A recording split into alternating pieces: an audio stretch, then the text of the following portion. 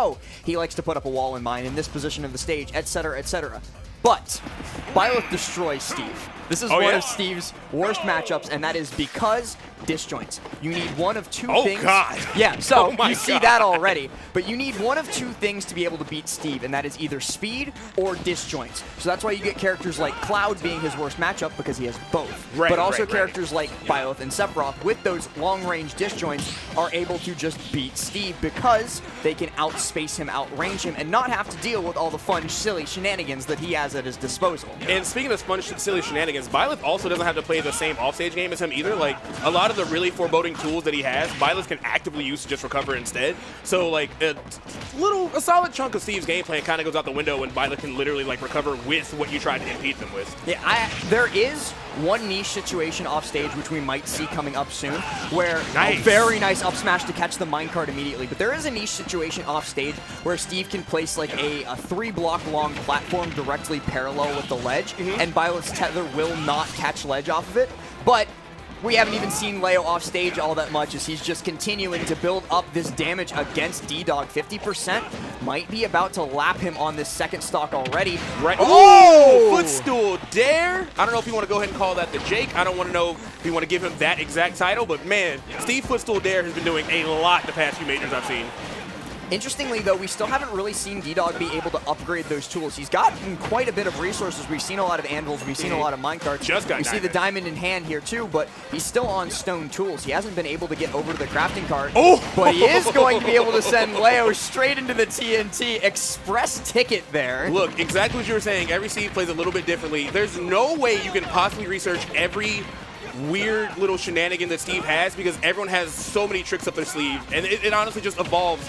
I still think the Steve meta is like one of the fastest evolving metas I've ever seen for a character in Smash history. As a brawl vet, this speed is insane. You've got those Twitter scientists going at it day and night, trying to figure out what you can and cannot do with this blocky boy. But one thing that you can do is whiff a grab, and that will get you killed 100% of the time. For sure. Leo's still in a pretty decent spot at 77%. Not going to get tagged by that back air just barely, but definitely needs to regain some stage control, because these awkward situations in the corners where Steve loves to put you. He loves to have TNT in some odd situation. He loves to throw out minecarts, catch you off guard. There's a lot of mix-ups. You just got to make sure you can retain stage control and just kind of like just ignore everything he has going on. Yeah, the thing about mix-ups, though, is that they only, especially against a player of Leo's caliber, they only work 1 or 2 times. You've got to have a lot more in your pocket, but he is going to be able to catch that grab release of the minecart with a fair Leo, mashing a little bit at the wrong time. DDog ready for it, and now we're actually only 0.1 apart, but you're not dead. You might be in a second.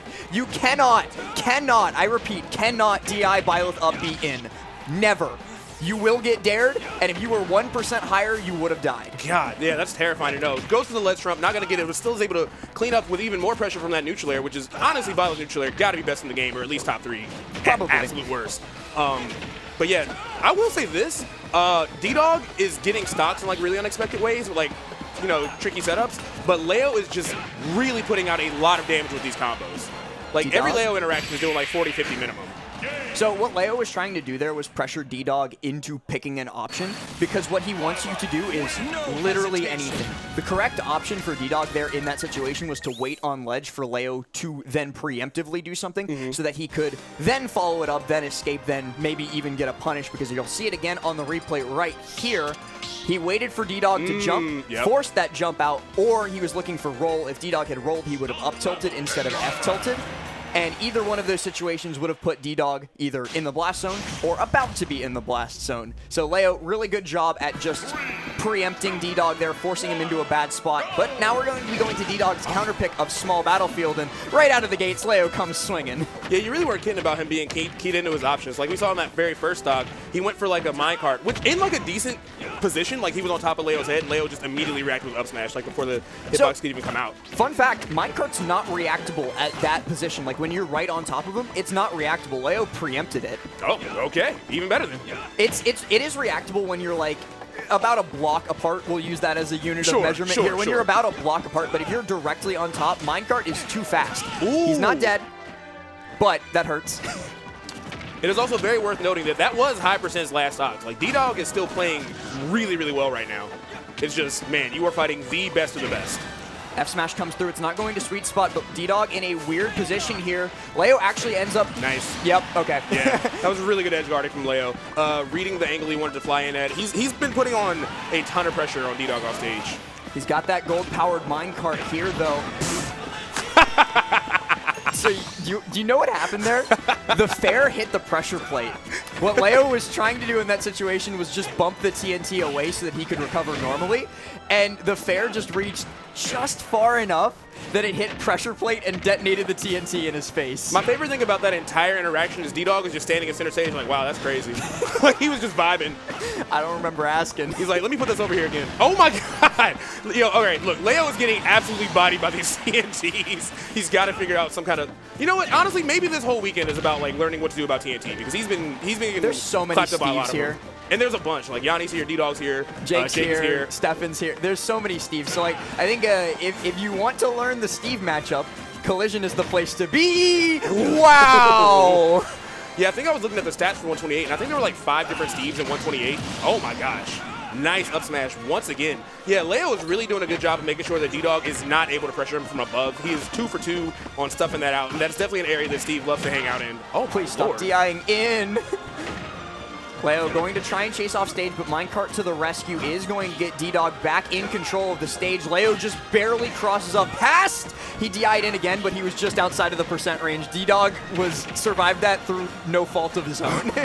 But he's still in a really good position if he can make his way back down to the ground and maybe like what you were saying earlier, just kind of like switch up the way he's coming into the stage. Steve is a great character to do that. You can literally just pull out a block and like stall. You have minecart to like, you know, delay you and, you know, of course, create all the pressure that minecart creates. Like, you can really mix up how you're coming back, but it doesn't matter.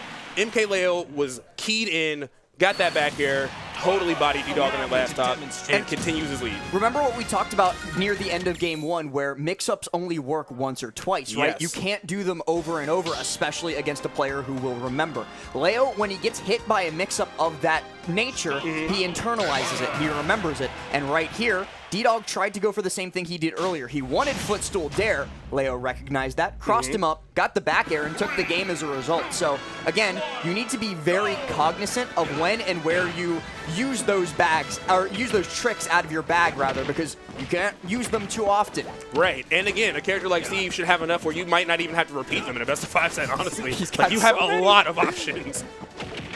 Leo gets a nair out of shield there. Chases actually was looking for the sweet spot on the fair so he could follow it up with another fast fall fair, but DDog DIing up and out, which is the correct thing to do in that situation to escape. Ooh. Almost had the Jake smash there, but stop DIing in. You took 36% off of that because you like to hold in. Well, here's the thing. I mean, one, it seems like he might literally just not know to not hold in that situation. I would hope that you would learn. You know, this is the 3rd game. You know, hopefully you figure it out. But also, as hard as it is to learn the Steve matchup, it's honestly way hard to learn the Byleth matchup because it's just the one, it feels like, at this point in the meta. You've got another one on the couch with you. I didn't know that. Well, it's just the 2. There you go. I appreciate that. And unless you've been grinding it out with DDog, well, I was not sure how that was going to go down. I'm not going to lie to you. It wouldn't have gotten through to him. It would have been stopped by the blocks. Arrow sucks. Even the full charge one, like anything will stop it. But it's things that don't suck, that massive disjoint on the up air. Leo just does the fade back as he falls down so that he can catch DDog coming in. Gets the drag down as well. He's just going to keep going to the sky all the way up there. Not enough to KO, but you took a ride and got 60% out of the process. Right. And almost killed. Like, that's insane that, oh, dang, my combo didn't go the way I wanted to. I only got 58%. Like, that's nuts. That's Luigi territory. Yeah, like any sort of stage that has a shorter ceiling than small battlefields, so like your Yoshi's, you would have lost the stock for that. Yeah, this is a huge turnaround. It was honestly pretty neck and neck the first 2 games, but this looks like a pretty commanding lead for Leo. He's about to lap him in percent. DDog is coming back from the ledge again, finally mixes it up with that up B onto the stage. Really smart stuff, but pull the trigger a little bit too late trying to get that up smash. Gets the grab here. That's going to put Leo off stage. DDog using it as an opportunity to mine resources, but misreads the timing of the arrow, so going to get caught by that, and that gives Leo a free ticket back onto the stage, and I'm surprised he's living that. Yeah, I'm actually really shocked he made it too. All right, Leo stalling his recovery. He is re-grabbing the ledge. Down smash but rolls. Oh, no, yeah. he's fine. Wait, Jesus Christ. You're right. You're right. He's like, down smash would have killed him there. Down smash hits on ledge, but DDog was just kind of too tunnel visioned in on trying to get the down tilt because I think he wanted down tilt pop out fair, but that doesn't work. Oh, man, here we go again. Another ladder combo coming from Leo, but DDog not going to get caught in the whole thing. Just going to throw that anvil and finally take that stock. Ooh, but eating a down smash as soon as Leo gets back down to the stage. Coming back up. Not okay. So if DDog had DI'd that out, he would have popped off of the platform, and Leo would have been able to catch him with fast fall up air. Good on DDog for this time. He is. Oh no! hate- He's Steve. He extended his Steve, smash Steve. box. He So- extended his smash hitbox on the crafting table. On the crafting table. I want to see that replay because that is funny. That is so funny. That's really smart. And like, you know, that was intentional too. So he forces. Yeah, okay. So he forced DDog into shield and then realized that he was going to try and dash in on him here. Because normally, that won't hit you. Right. DDog spaced Look it at right. his face. He's mad. Normally that won't hit you. DDog spaced it correctly. But crafting table. Yeah, and I've seen Steve's eat off that so often, just like diamond F smash into the crafting table, and people are just like getting obliterated in situations they would normally get hit. But yeah, seeing Byleth take advantage of it is especially scary because those smash attacks are some of the strongest in the game. Oh, absolutely. Down smash specifically. Wait, that might be is that the strongest down smash, Byleth? It's got to be up there.